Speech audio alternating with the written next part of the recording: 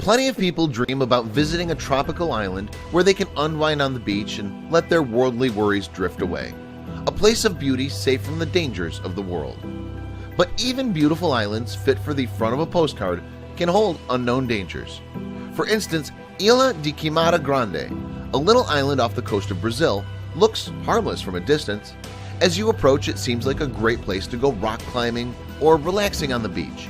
There's even a quaint little lighthouse, perfect for photo opportunities. And wouldn't you know it, this island has another name, and when you hear it, you'll understand why no tourist has set foot there in years.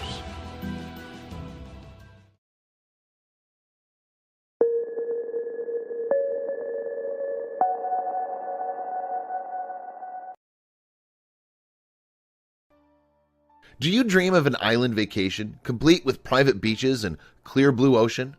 Maybe you dream of photographs by a quaint lighthouse. Well, from a distance, Ilha de Queimada Grande may look like the perfect place for that relaxing getaway. However, it proves to be anything but. Just 93 miles from the heart of Sao Paulo, Brazil, the island offers 106 acres of rock, rainforest, and beach. If it's privacy you want, you're in luck. The population of the island is exactly 0. Of course, that privacy comes with a cost. Unfortunately, Ilha de Queimada Grande isn't all that it appears to be. You can't go there unless you have a permit from the Brazilian government, and it's actually one of the most terrifying, deadly places on the entire planet. When you see its nickname, you'll know why. In the trees and strewn about rocks, the island known as Snake Island harbors thousands of Bothrops insularis, otherwise known as golden lancehead pit vipers. They have one of the most deadly bites of any snake in the world, and Discovery.com estimates there are between 2,000 and 4,000 snakes on the island, the only place where they can be found. Original estimates claimed there were over 430,000 snakes on the island, one for every square meter. How'd so many snakes end up in such a condensed area?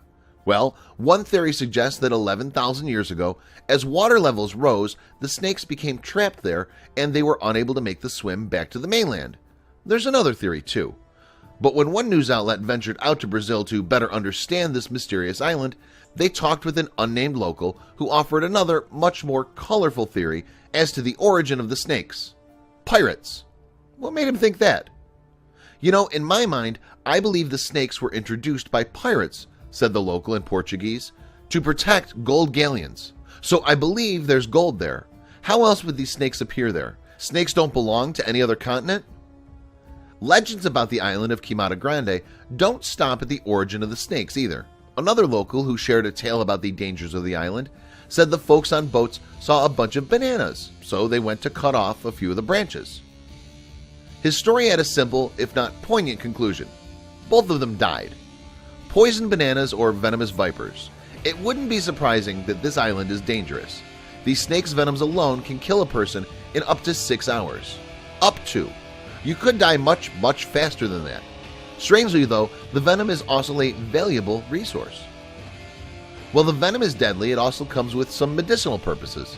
In 1981, medical experts utilized the venom in a medicine designed to lower blood pressure. It's great help for those with blood clots or heart disease. It's even FDA approved.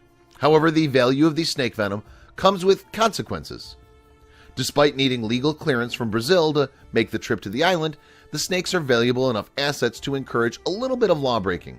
Animal smugglers make undercover trips to the island to get their hands on snakes for their venom and something else.